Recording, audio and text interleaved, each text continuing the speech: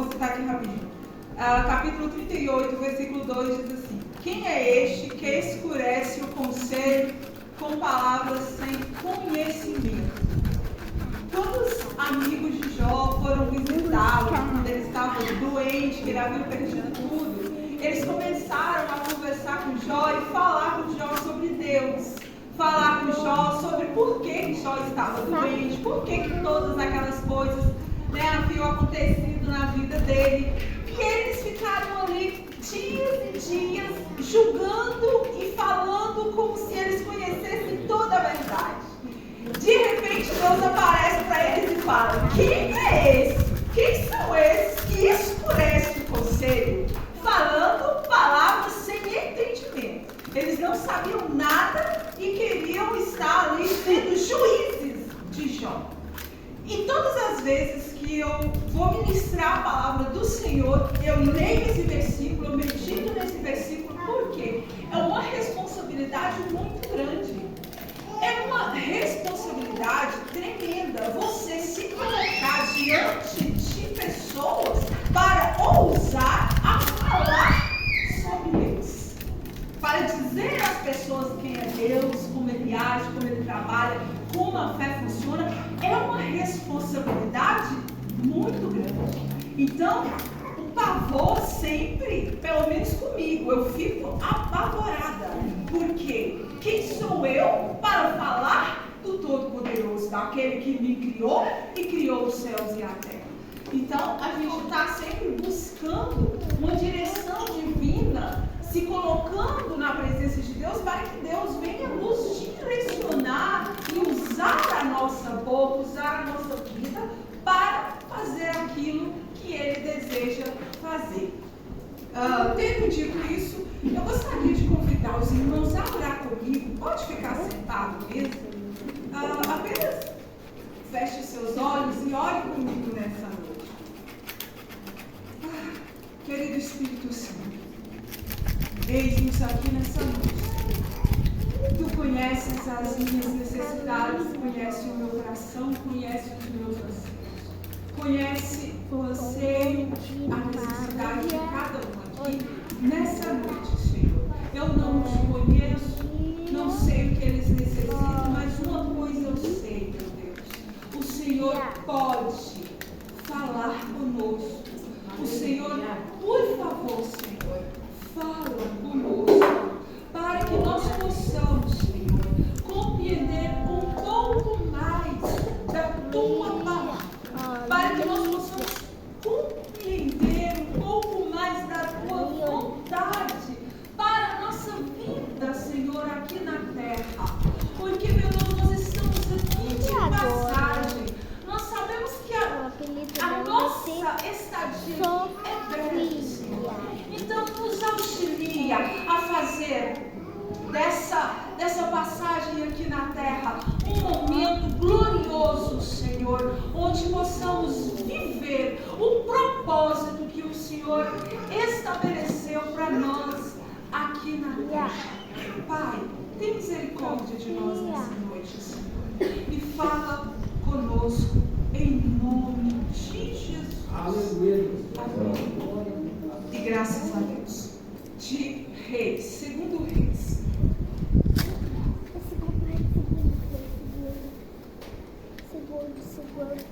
O tema da mensagem que Deus ministrou no meu coração para estar falando com vocês nessa noite é o poder da ação. Para ser mais exata, o poder da ação debaixo da vontade de Deus. Mas antes eu gostaria de me apresentar, Nem me apresentei direito. Eu não conheço todos vocês também não me conhecem, Somos novos aqui. Meu nome é Juscelene, Nós viemos lá de Minas.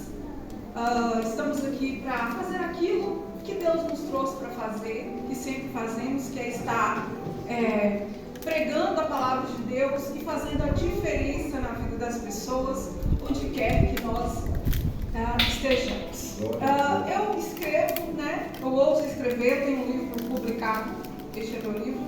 O tema do livro é A Escolha do Caminho Perfeito. Não é um livro dissertativo, não é um livro de autoajuda, não é um livro talvez como você esteja acostumado acostumado a ler, é um livro de história mesmo. Esse livro conta a história de um garoto de 10 anos, uma família cristã que viveu várias aventuras, né? Ele traz princípios para nos ensinar através de uma boa história. Porque, não sei você, mas eu amo ler, amo histórias e escrevi esse livro. Tem outros escritos, mas apenas esse publicado. Se você tiver interesse, você pode me procurar no final do culto, tá bom? Então vamos lá, 2 Reis, capítulo 4.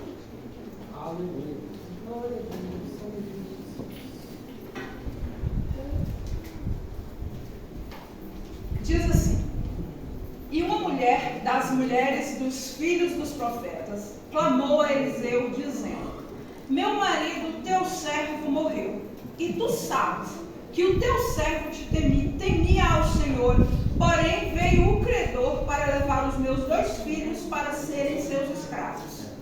E Eliseu lhe disse: que te hei de fazer? Diz-me, o que é que tens em casa?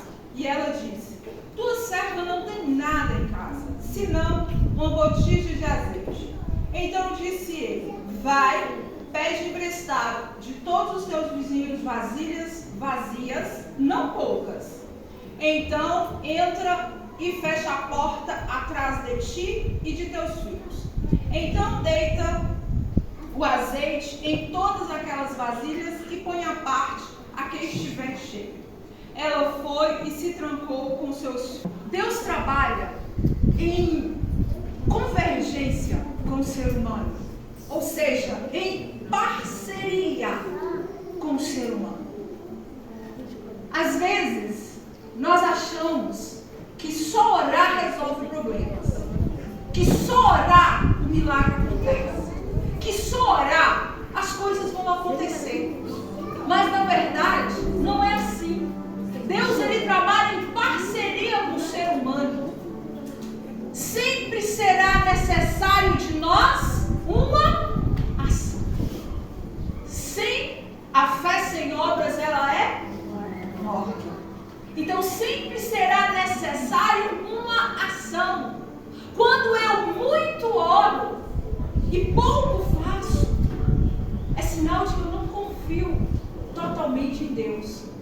Porque quando a minha fé está firmada em Deus e naquilo que Ele tem para a minha vida, e eu tenho conhecimento disso, então eu estarei sempre andando, dando passos e agindo em prol daquilo que Deus tem para a minha vida.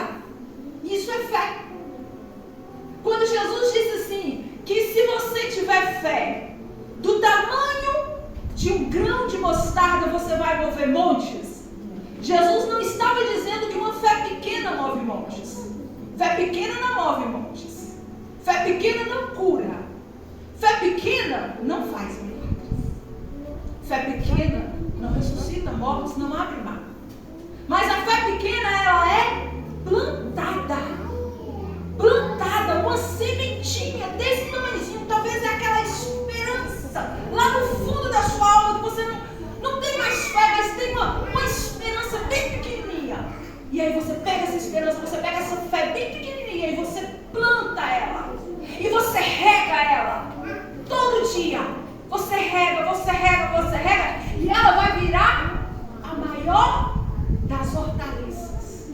Aí sim. Aí você faz milagre. Aí você move monte. Aí o milagre acontece. Mas é necessário uma ação. Ação de plantar a minha semente. De regar a minha semente dia após dia. Até ela germinar e dar frutos. Então nós não podemos ficar esperando as coisas caírem do céu, querido. Porque isso aconteceu só lá no deserto, então não tinha outro jeito. Lá no deserto não tinha como plantar, então o maná caía do céu. Mas se tivesse como plantar, eles teriam que levantar cedo, acordar cedo e plantar. Mas não tinha outro jeito, então o maná caiu do céu. Mas hoje não cai não, nós temos que agir mediante a vontade de Deus para a nossa vida. O povo israelita, quando eles estavam lá no deserto, você sabe o que aconteceu com eles? quando Moisés enviou 12 espias para espiar a terra de Canaã, falou assim: vai lá e olha a terra, vê se a terra é boa, vê se ela manda leite e mel, como o Senhor falou. Vê o povo que habita naquela terra, volte e traga notícia. Eles foram e voltaram.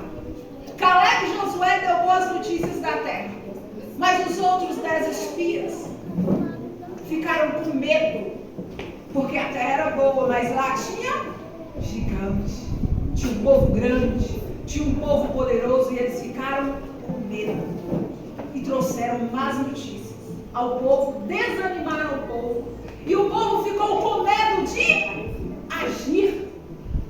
O povo ficou com medo de ir adiante. Muitas vezes nós deixamos de agir em prol daquilo que Deus tem para a nossa vida.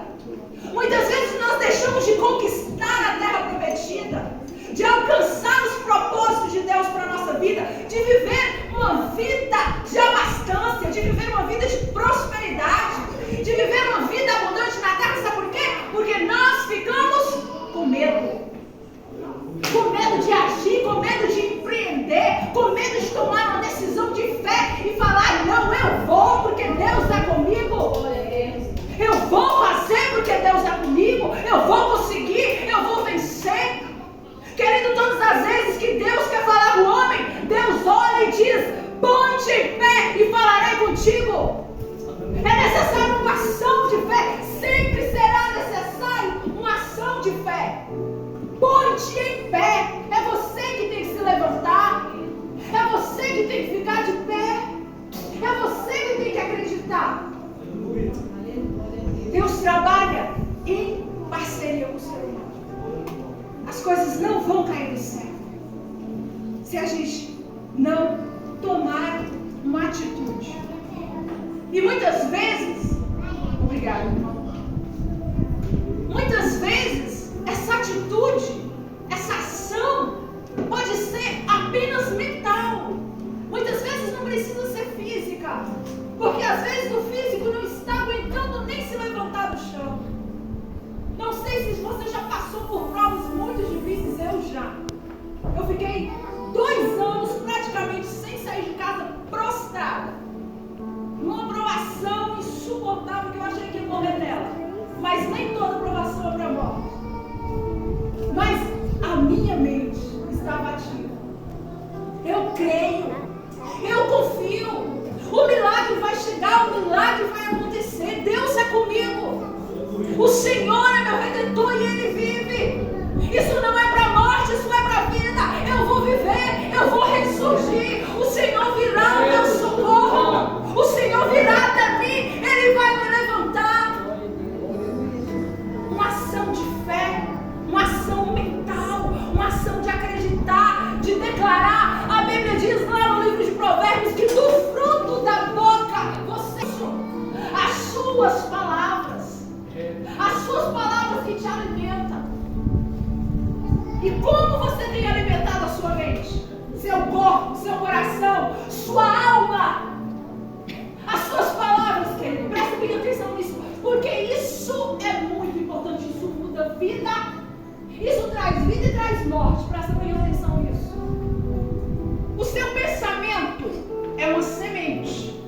É uma semente. Uma semente jogada não acontece nada. Vai ser sempre uma semente. A semente plantada, ela germina. As palavras, você está plantando a semente. Quando você fala, quando você declara, você está plantando o pensamento, a semente. E quando você repete constantemente, você está regando. E de repente você terá uma grande árvore. Agora a pergunta é: qual a árvore você está plantando? A árvore da vida ou a árvore da morte? O que você tem declarado na sua casa, na sua vida, na sua saúde, no seu corpo, na sua mente, para os seus filhos? Eu já vi mães destruírem filhos por causa das palavras.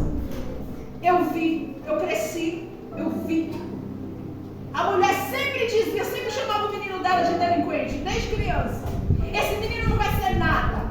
Esse menino é um delinquente. Esse menino é uma... Adivinha o que o filho dela é hoje? Hoje ela tem uns 16 anos, é um adolescente. Viciado em drogas, traficante.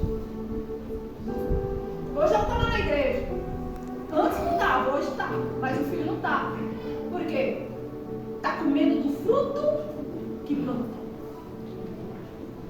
Da sua boca você comerá o fruto. Quando Jesus estava voltando, quando Jesus estava indo para Jerusalém com os discípulos, ele passou diante de uma figueira. E ele foi procurar figo na figueira e ele não achou. E o que ele fez? Ele amaldiçoou a figueira. No dia seguinte, quando ele estava voltando com os discípulos, a figueira estava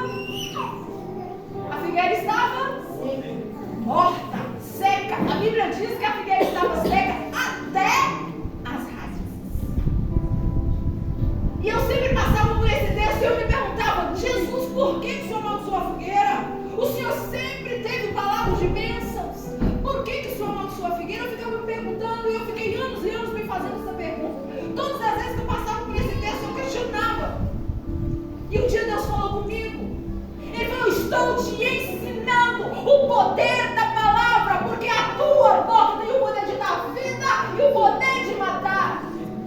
A tua boca tem o poder de dar vida e o poder de amaldiçoar. Estou mostrando na prática o que acontece com as palavras quando elas são declaradas, quando elas saem do fundo do coração. Então que nós possamos ter sempre essa ação de declarar vida.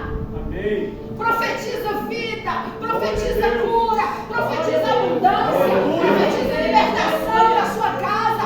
Quando você levantar, não acorda reclamando não, acorda profetizando, acorda declarando, bota a mão na tua cabeça. Não espere ninguém orar por você não, querido. Não espere as coisas acontecerem não, não fica se lamentando não. Bota a mão na tua cabeça você mesmo e declara que você será curada, declara que você será uma bênção, declara que um milagre vai acontecer na tua vida, na tua casa, nos teus negócios, na tua família.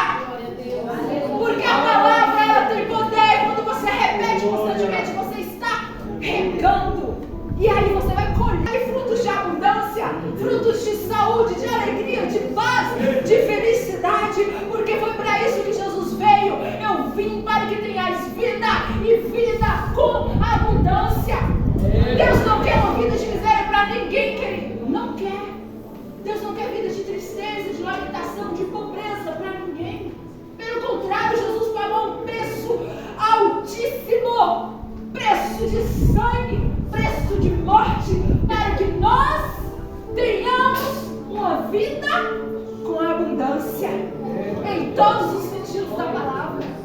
Abundância de vida, de paz, de alegria, de dinheiro. Abundância. Que o sacrifício de Cristo não se torne em vão na nossa vida, mas que nós possamos declarar essa abundância em nome de Jesus. Posso pregar agora, queridos? Foi só introdução. Então tá bom.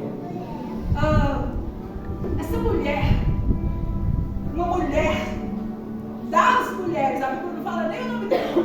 Uma mulher das mulheres, uma mulher,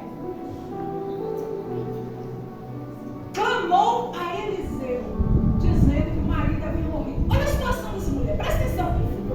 Imagina a situação dessa mulher. O marido havia morrido, o marido era crente, mas não sei se ele era muito crente não, porque só deixou dívida para morrer. Coitado, só deixou dívida. A Bíblia diz que os credores iam vir pegar os filhos dela para se tornar escravos. Olha só a situação que esse homem deixou esse marido. Amado, se você não é casada, pense bem, tá bom? Escolha bem, porque casamento, querido, é um negócio sério. E muitas vezes a gente deixa de viver grandes propósitos na vida de Deus por causa do cônjuge que a gente se amarra. Então, fica a dica, tá bom? Então, essa mulher estava vivendo um cenário de desespero. Imagina o desespero dessa mulher viúva, gente.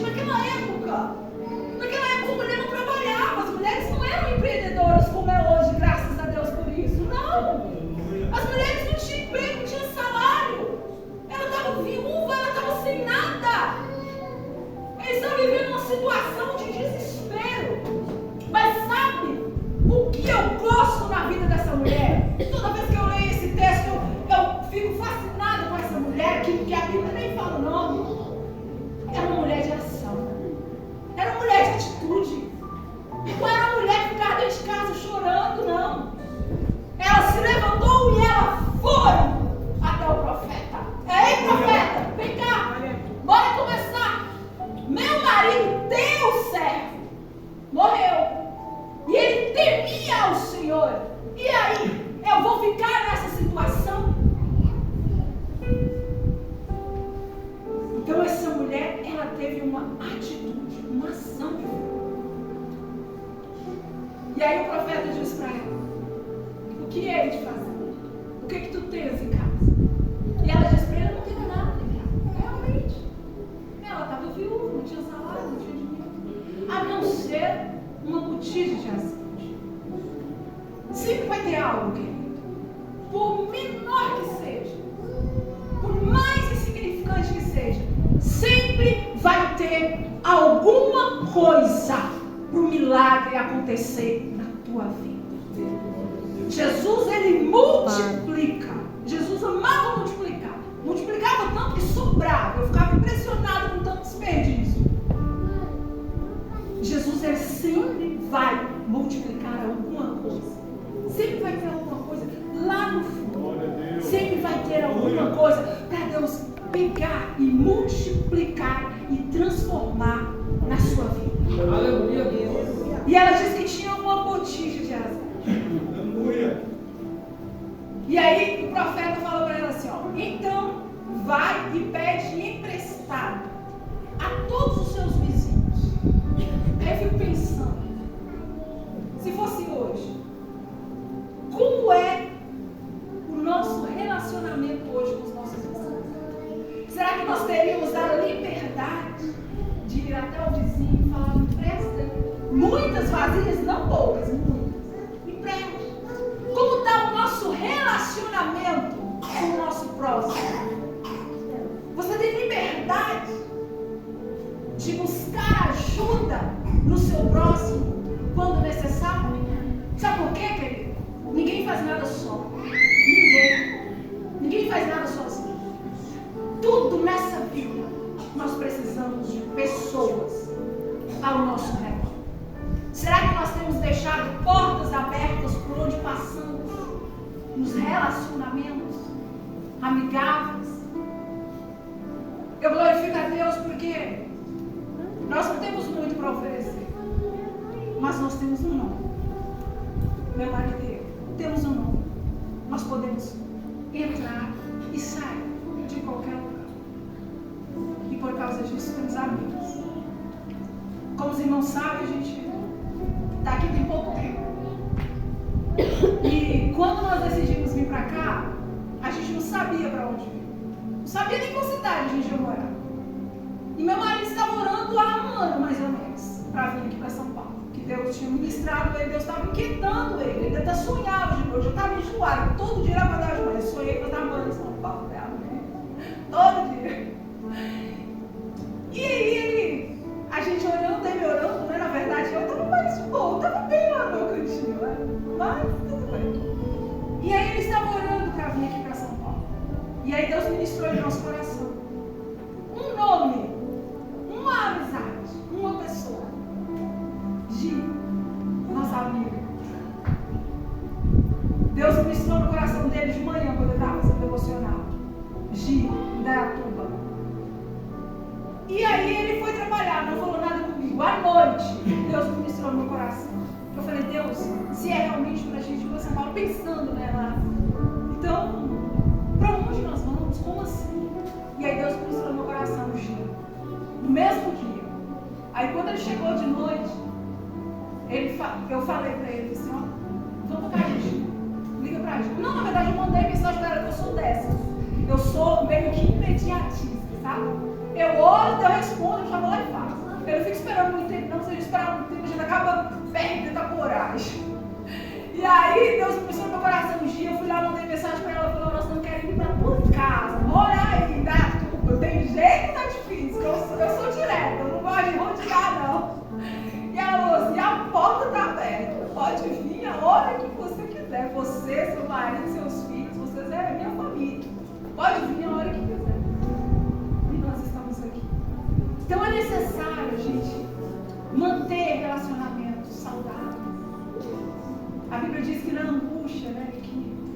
faz o amigo. Então é necessário a gente manter as amizades fiéis perto de nós. E essa mulher, ela tinha essa liberdade. Ela foi até os amigos e pediu vasilhas emprestadas. E sabe o que eu acho interessante? Que o profeta fala para ela assim, ó, peça vasilhas, mas não poucas, muitas vasilhas. Querido, quando Deus quer fazer um milagre, quando Deus tem algo a realizar na vida de alguém, e Ele tem sempre algo a realizar na vida de alguém, é coisa grande. Se você quer sonhar, querido, sonhe grande. Não perca tempo sonhando coisas pequenas, não. Seja ousado. Sonhe coisas altas. Tenha metas altas. Tem um cara que eu admiro muito, que ele fala assim, ó, se você for sonhar, mire na lua. Porque se você errar, você acerta as estrelas. Sonhe alto. Ou sonhar, você é filho do rei, do Deus Todo-Poderoso, que te trouxe na terra com um propósito de fazer algo acontecer aqui. Então sonhe, tenha metas, tenha objetivos de vida. Não fique igual os israelitas andando em circo. Muita gente hoje, por não buscar e não entender o propósito de Deus na vida, fica andando em círculos, igual aquele povo que morreu no deserto andando em círculos, porque não conseguia enxergar a grandeza que Deus tinha para eles na terra prometida, não conseguia enxergar a terra de abundância que Deus tinha, não tinha propósito, não tinha objetivo, morreram no deserto, andou em círculo durante 40 anos, até morrer de cansaço e desgastados. Ouse sonhar, porque Deus é grande na tua vida, querido. Amém. Deus é grande. Aleluia. Na nossa vida.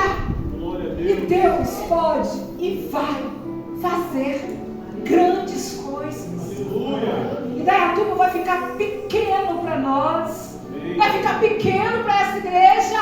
Amém. Vamos fazer a coisa acontecer. Glória a Deus. Vamos fazer a diferença na terra. Vamos salvar vidas. Vamos viver o propósito. Aleluia. Eu não sei se aqui é assim, querido, mas eu vim de uma realidade que as pessoas têm uma mentalidade de pobreza muito grande. Elas acham que para servir a Deus é com pobreza, com inferioridade, com muito sofrimento. E Jesus disse que no mundo tereis aflição, mas Ele também disse que Ele venceu o mundo, vós também vencereis. Ele ressuscitou, está sentado à direita de Deus nos lugares altos, e nós ressuscitamos com Ele. Para servir a Deus, nós vamos passar tribulações sim, mas nós vamos vencer. E vamos viver coisas grandes. Porque é o que condiz com o nome de Deus. Você não nasceu para mendigar o pão. Você não nasceu para mendigar afeto, para mendigar a atenção dos outros.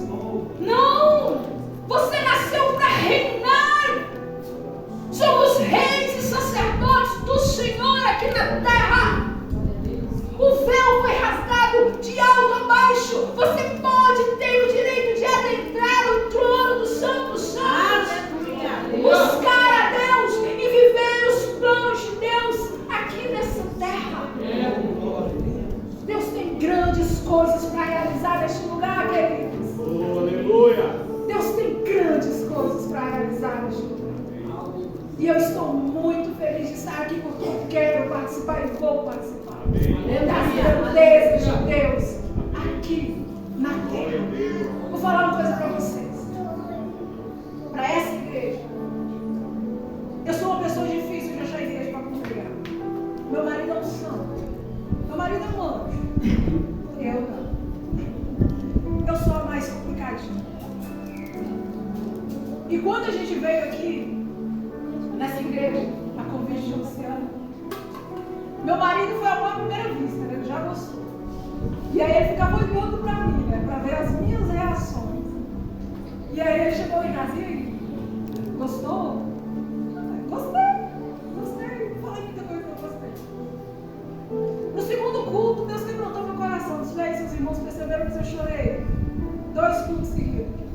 Deus quebrantou meu coração. Ministrou comigo, falou muita coisa aqui. E no último culto, Deus terminou de fazer a limpeza completa. E eu cheguei em casa, eu até comentei com a Gi. Gi me conhece, ela é minha amiga de muito tempo. Eu falei, Gi, há muitos anos que eu não falo assim, nossa, como eu gostei dessa pregação. Como eu gostei de ir no culto hoje. Há muitos anos. Meu marido ficou assim, meu marido ficou espantado. Porque ele me conhece. E para eu dizer que eu gostei, que Deus falou comigo naquele lugar, é porque é de Deus. É porque Deus está aqui. É porque Deus é na vida desses pastores aqui. Aleluia! É porque Deus está neste lugar.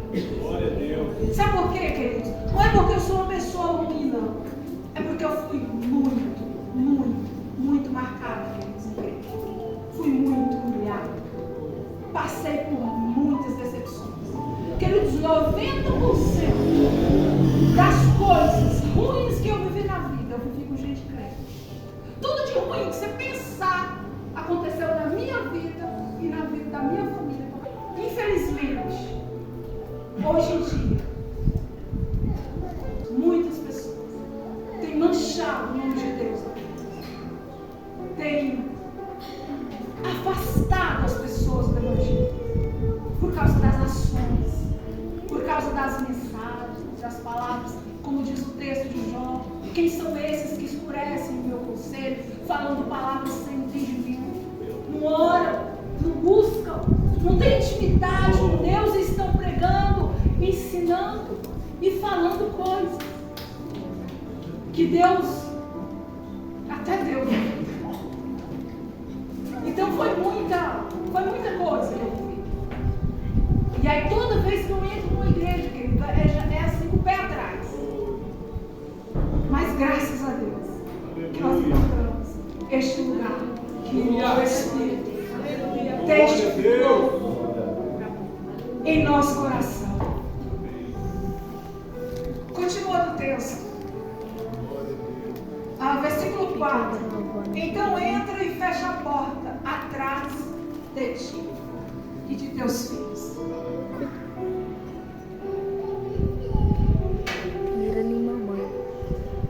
Querido, tem coisas que é só entre você e Deus. Não é para você ficar falando para todo mundo, chamando todo mundo para participar, expondo seus planos, seus projetos, as coisas que estão no teu coração para os outros. Sabe por quê? Porque isso atrai inveja, atrai energia negativa, atrai medo. Porque as pessoas assim, algumas pessoas são assim. Elas não vão, mas se você quer ir, elas tentam te impedir. Vai tentar te desanimar, vai tentar. Então tem coisas que é você e Deus, querido. Você vai entrar no teu quarto, vai fechar a porta e vai clamar a Deus.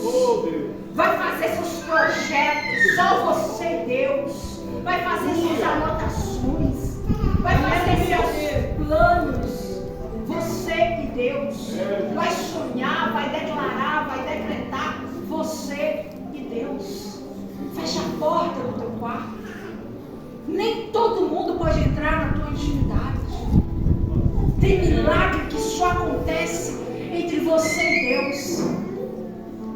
Quando Jesus ia realizar um milagre muito grande, que ele chegava, como por exemplo ressuscitar alguém, até os discípulos faziam isso. Ele botava aquelas pessoas que estavam lá para fora e ele ficava ali sozinho com o problema. E aí o milagre acontecia. E é sempre assim. É sempre assim.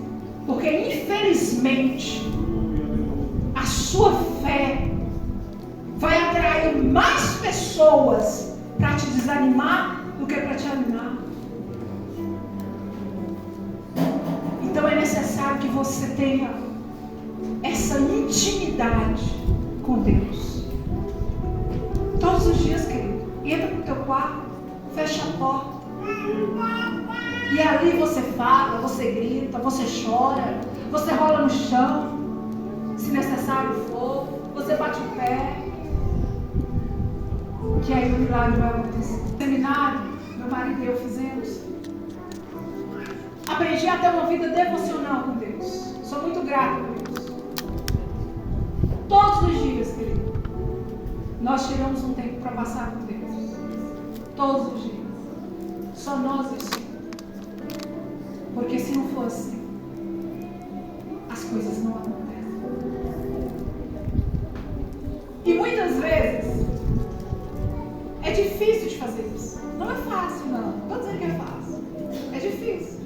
Principalmente nos dias atuais. É muita correria.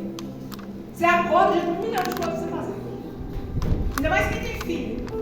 Trabalha. Cuida de igreja. Vida de obreiros, de pastores. É tudo muito corrido. Mas se não tiver um tempo para buscar a Deus, não vence, querido. Você chega na metade do caminho. Você desfalece. É necessário recarregar as forças, buscar a direção, buscar a sabedoria, buscar entendimento, buscar clareza. Porque senão, rapidinho, os nossos sonhos são destruídos e até a nossa própria vida. Então é necessário ter esse momento devocional com Deus. E minha mente é muito fértil, ela é muito agitada. É difícil fazer ela parar, se aquietar os pensamentos, é muito difícil. Leva tempo. Tem hora que se eu passar 1 hora orando, meia hora, eu vou aquietar os pensamentos. Só meia hora que eu vou fazer. E aí o que eu faço? Eu separo o canto só para mim e Deus. E eu já morei numa casa uma vez que a casa era pequena e eu não conseguia fazer um devocional direito. Eu peguei lençóis, eu peguei a minha sala, peguei cobertores, lençóis, fiz uma cabana na sala. Eu dividi a sala no meio e fiz uma cabana. Aí eu entrava lá eu chorava, lá eu gritava, lá eu orava, lá eu declarava, lá eu profetizava, fazia barulho. Meu marido chegou no trabalho, ele olhou assim, ele já está acostumado, que eu não sou muito certo. Eu sou uma pessoa ousada. As pessoas que ousam acreditar em Deus, elas não são muito certas, não. Elas fazem coisas malucas. Porque às vezes Deus nos chama para fazer coisas que só os loucos têm coragem. E aí ele já... Essa mulher é certa, eu vou fazer uma cabana no meio da sala aqui. Na hora que chegar as visitas, assim, é o meu lugar de orar. Deixa, é a minha prioridade e deve ser a nossa prioridade. Aleluia. Tempo a sós com Deus, mesmo que dê trabalho, mesmo que dê trabalho, se esforce. É sempre uma ação. Sempre tem que ter uma ação. Se esforce para orar, se esforce para ler a Bíblia, se esforce para passar um tempo com Deus, para compreender. Eu me lembro que quando eu comecei a ler a Bíblia, eu não entendia nada. Mas eu li a Bíblia toda em 1 ano. No meu primeiro ano de conversão, eu li a Bíblia toda. Mesmo no começo eu não compreendi. Com o tempo, Deus foi abrindo. Porque houve um esforço. Mas se eu falar assim, eu não entendo nada, deixa eu lá. Não vai acontecer nada. Mas tem que ter um esforço, uma ação, queridos, da nossa parte, para que o milagre aconteça em nossa vida.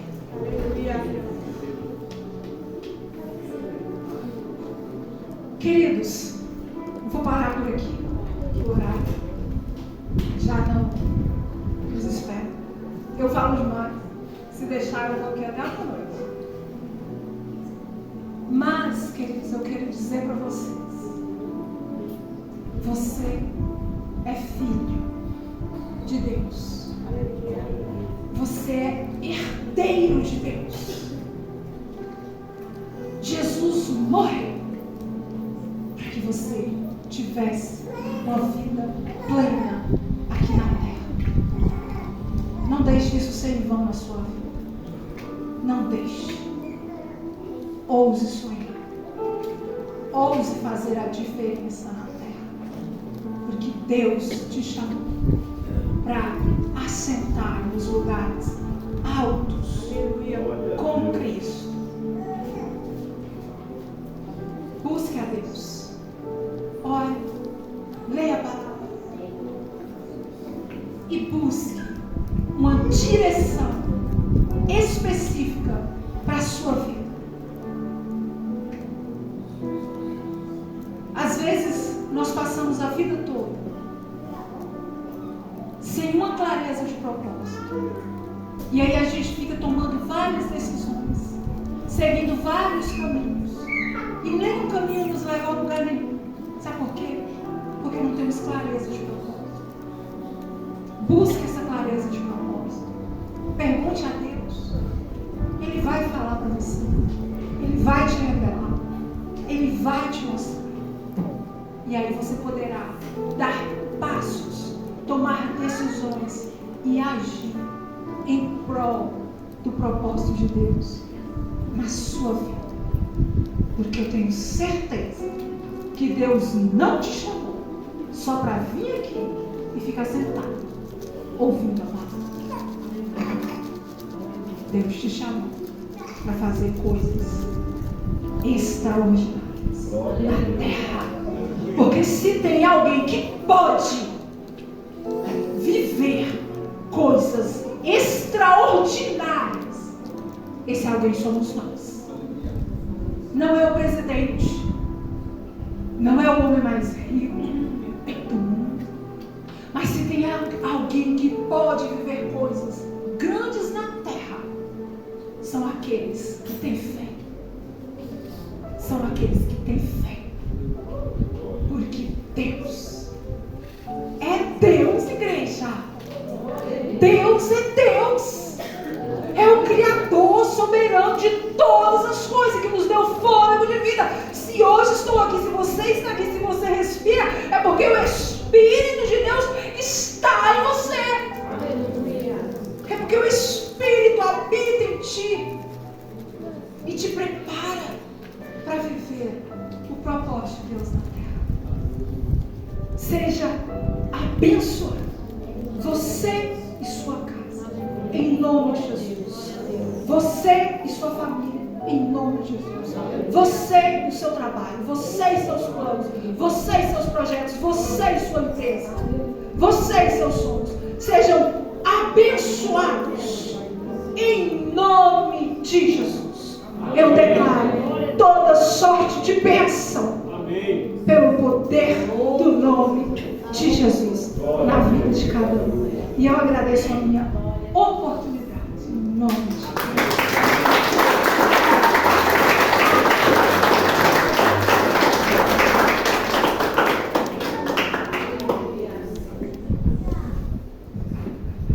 Louvado seja Deus. Quantos foram abençoados com esta palavra?